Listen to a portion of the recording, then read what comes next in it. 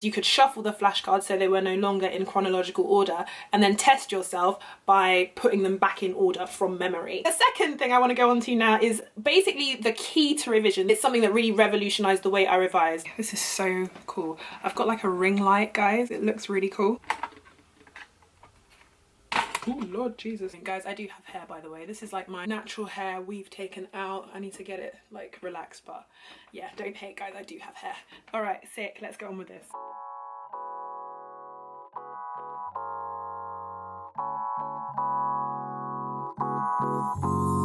Hey guys, welcome back to my channel. How are you all doing? I hope you have had a brilliant week so far. Today's video is basically going to be all things revision because, you know, some of us out here are students and we have exams coming up pretty soon. It is approaching that time when everyone's thinking about revision, thinking about, you know, how am I going to make sure I get the best grades and stuff. And so I really wanted to just make a video which is just a comprehensive guide to revision, all the things I've learned like over the years going through GCSEs, A-levels and now starting uni, all the best advice I can give to you guys. So grab a cup of tea and maybe a notepad and pen, get ready to take some notes, and I really hope you guys find this really useful. So just as a brief introduction, I'm just gonna like run through what I chose. For AS level I did English literature, history and French and biology, and then for A2, so for the second year of A-level, I dropped biology because biology was just, that thing was a demon. So yeah, but that's basically what I chose. I have a lot of tips for you guys, so I really hope you find this useful. So the first tip I have for you guys is to start early and to plan well. You do not want to get to a couple days before your exam, a couple weeks even before your exam, and you're just like, oh my gosh, I haven't revised, I need to cram. Cramming just does not work because you don't retain the information, and even if you do remember some of it, when you sit in the exam and you're under pressure, it's all just a blur, you can't think straight. So don't cram, that's my biggest tip. How early should you start? Literally, it is never too early to start revising for your examinations. I remember when I had my A-levels, I knew my exams were in May, but I started revising in like October half term because I knew that like I didn't want to leave all my revision till the last minute. So definitely I would say start revising in the first holiday you get. It doesn't have to be like in-depth like revising for the whole day. It can literally just be like, okay, you know what, I've had a whole half term worth of school now. I'm gonna go through and consolidate my notes so that they're already made by the time I get to May, June. By the time I go on study leave, I've already got my notes made. It's just a case of getting it into my head. Planning is so important with revision. Like you can't just expect to, you know, sit down and just start revising. Like you won't make the most efficient use of your time. So I definitely say make a revision timetable. A good revision timetable will have enough breaks, enough time for you to rest and relax, enough days off as well. You do need breaks, you do need days off, you do need time to just rest and recuperate. And it will have, each day you will cover all your subjects, or at least a few of your subjects, right? You don't want to be spending a whole day on history, a whole day on English, a whole day on French. Like you can do that occasionally if you feel like you actually need to really work on something, but generally I would say, okay, like I don't know, the morning I'll dedicate to English, the afternoon I'll dedicate to history, the evening I'll dedicate to French. And that's another thing I would say, like it's really important like what order you choose your subjects in, because I know I'm a morning person. So in the morning I would revise the subject I liked the least because I knew my brain would be on it, I'd be most focused, I'd absorb the most information, and then I'd save the subject that was my favourite subject or the subject that I preferred till last because I knew that I had that to look forward to, and it was that would get me through the difficult subject in the morning. And there's a really great sense of achievement once you've got the hideous subject out the way, which for me was history because there was just so much to learn for history. But once you've got the hideous subject out the way, you know that you've got your afternoon and you've just got a nice subject that you can sit down, sort of relax and enjoy learning. So practically, how can you make a revision timetable? So what I used to do was, and it probably sounds really boring, but I just found it the easiest way. For each subject I would go to the textbook and I would look through the contents page and I would see how many topics are there that I need to cover, and I would dedicate like a day or 2 days to every topic. Yeah, so I've got like a little formula for you guys, which is basically for each subject, how many topics / subtopics do you have? Take that total and then divide it by the number of days of holiday you have. So if it's Easter holidays, you might have like 3 weeks, right? Take off weekends or take off your days off, and then that number, you need to basically divide the total number of topics you have by the number of days you have, and that will give you the number of topics you need to cover each day, if that makes sense, right? And then each day you know, okay, for history I need to cover these 2 subtopics, and then I know that I'm on track to finish on time. That way you know that you covered your whole syllabus by the end of the 3 weeks that you have. So my first tip, guys, would definitely be start early and plan well. Don't leave your revision till the last minute. It sounds cliche, but honestly, you will so appreciate, you know, when you're in May, you'll appreciate your past self. You'll appreciate the fact that your past self actually took notes. Do you know what I mean? And you'll be like, thank you, past self, I love you. If you talk to your past self, like I do. So the second thing I want to go on to now is basically the key to revision. It's something that really revolutionized the way I revise. What kind of learner are you? A lot of people don't actually realize this, but there are, I think it's 3 main types of learner. I think it's 3. There's kinesthetic, visual, and auditory.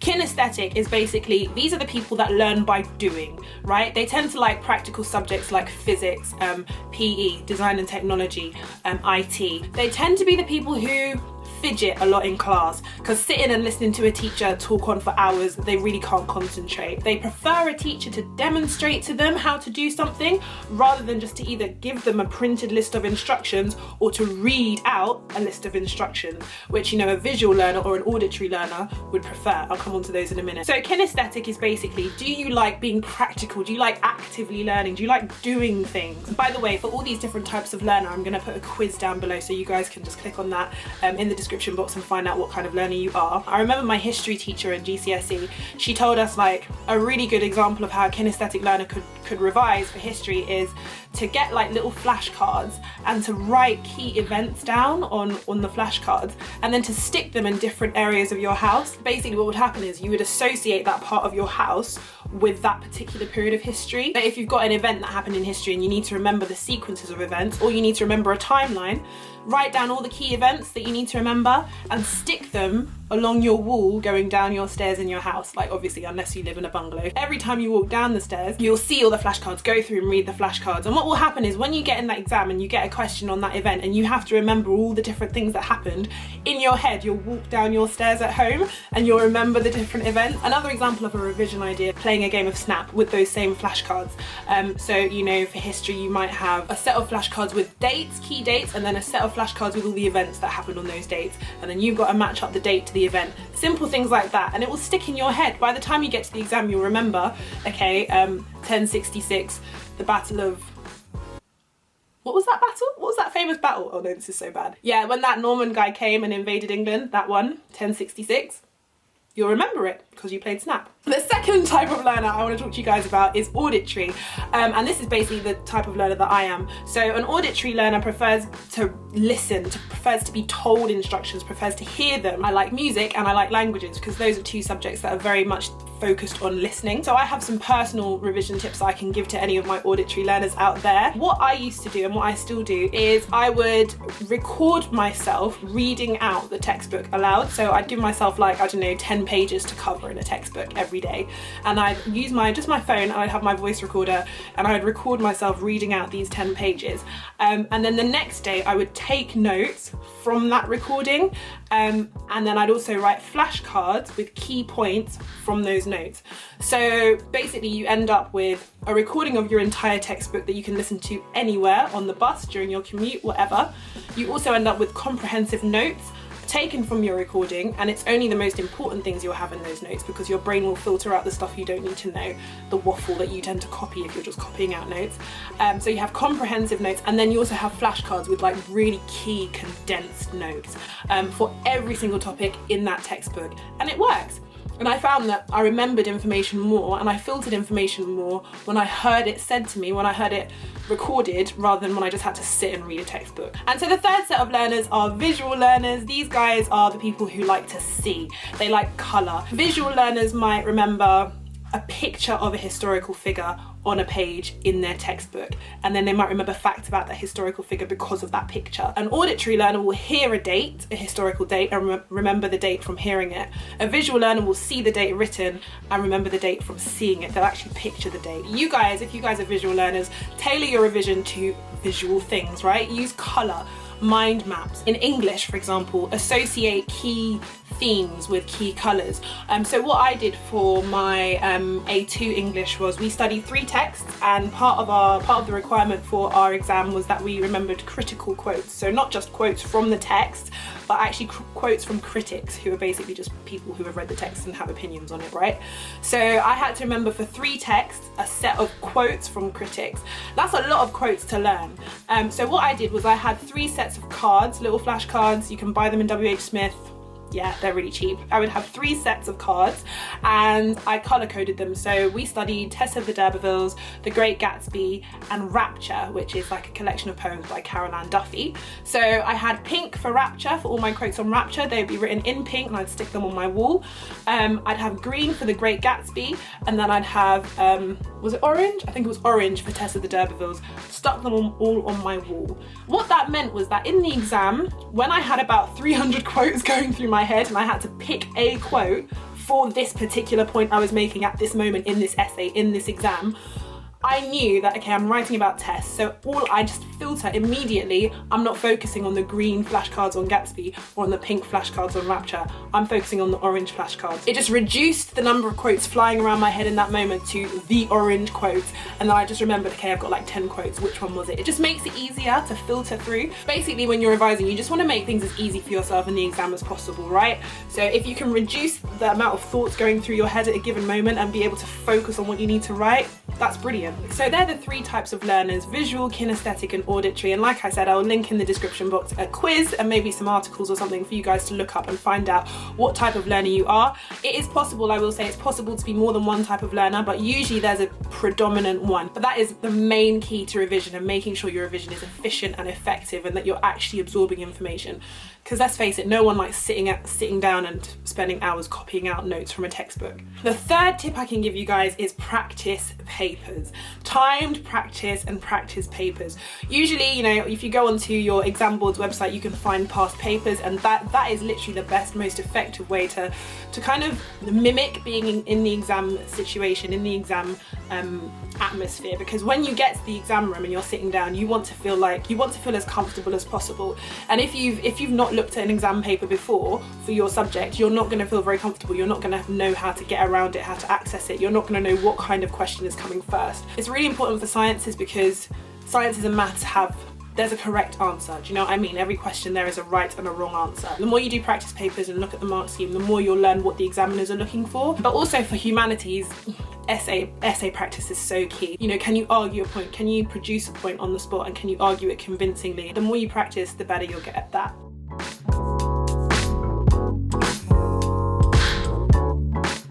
For things like history and English, where you've got a lot of essays, it's really important to learn to plan essays. I actually think learning to plan essays is more important than learning to practice them, because if you get into the exam and you're faced with a question, you could be an amazing essay writer. You could be someone who knows how to express themselves, your arguments are clear and to the point, but if you don't know how to plan, your essay is going to flop. For history, I just made I got plain paper, about 5 sheets of plain paper, put them together into like a booklet, wrote essay questions at the top of each page, and then just every day I would give myself 15 minutes, open the booklet, what's the question, 15 minutes, plan it. And by the time I got to the exam, it was literally like when I opened the exam paper, saw the question, I knew how to plan. For history, I also had flashcards with every key event on the timeline that I needed to know for history, for my history exams. I would make a flashcard for it, and on those flashcards I would split it into causes, key features and consequences, and then I'd have a section on the side called statistics, which is where I put facts and specifically I put figures and statistics which I could use as evidence, because in history it's not just about making a point, it's about being able to back it up with statistics as well. Having all these flashcards meant that across the flashcards I had the whole timeline. So if I had to answer a question synoptically, which basically means looking across the whole period and less in-depth, more kind of a broader bird's eye view, I had that. But also if I needed to answer a question in-depth on one event, I had a whole flashcard dedicated to that, and I had statistics that I could use to back it up and just be like, pow, pow, pow, yes examiner, look at me, I know what I'm talking about. With flashcards it was also great because you could shuffle the flashcards so they were no longer in chronological order, and then test yourself by putting them back in order from memory. And with that, when you do stuff like that, the timeline just ends up in your head. You see an event, and not only do you know the event in detail,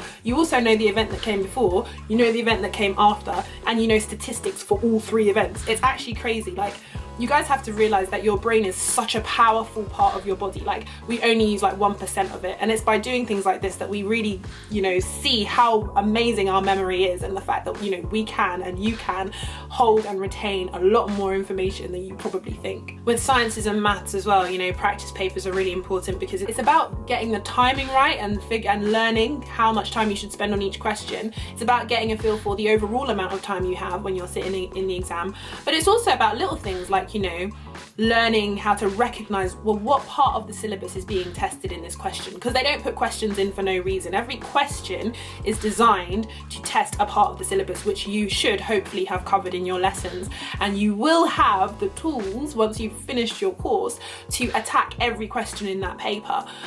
So it's about, you know, having faith in yourself when you see a question and having confidence to know that you can attack it, and that only comes when you have practiced and you've recognized the question countless times in the past in practice papers, if that makes any sense.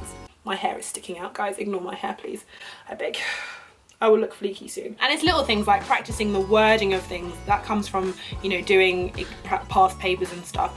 So I remember, like, from maths GCSE, it was like you had to say angles in a triangle add up to 180 degrees. It is 180 degrees, right? Or like you had to say like vertically opposite angles are equal. You had to get the wording so right, and I honestly think doing all those practice questions and past papers really helped drill those kind of mottos, if that's what you want to call them, into my head. So in the exam, I just kind of knew them off by heart. For biology, I remember I would have flashcards again. You guys know I love flashcards. I've spoken about them so much in this video. But I'd have flashcards. On one side, I'd write questions. On the back, I'd write the answers. And I could just take those flashcards anywhere. On the bus, on the train, wherever I was going, I had flashcards with questions and answers. I could just test myself on the spot, on the go, really quickly for every single part of my syllabus. You guys know that I am a lover of languages. I'm studying languages for my degree. So this part is kind of dedicated to all my language learners, but people in general as well. It's not all about revision for languages. It's not all about verb tables and grammar books and all that stuff. It can be engaging. For listening and speaking, I would suggest going onto France 24, the website, and looking at the French version of the website. They have countless things that you can actually watch and listen to.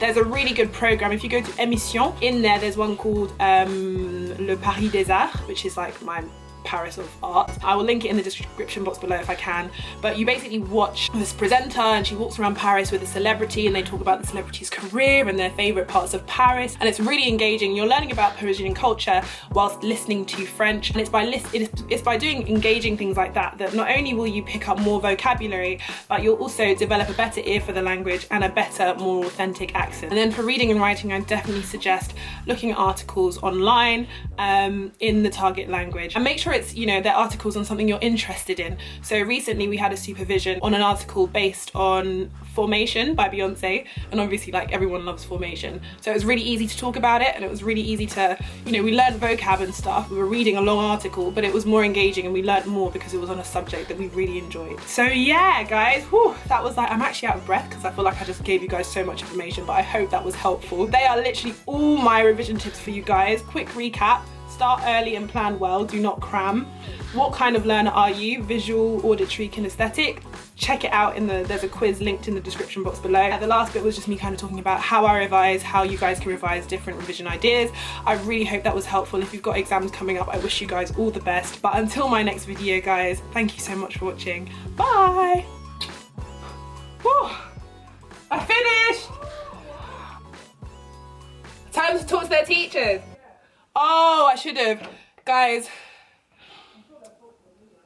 sorry, my mom's just telling me to tell you guys to talk to your teachers. They are there to help you. Any questions, you ask the questions. No question is too stupid. No question is dumb. Ask the question. Rinse your teachers. Make sure you make the most of your teachers. They're there to help you. They are there for you. You are not there for them. So yeah, make the most of your teachers, and that will really help you guys. Thanks, Mum.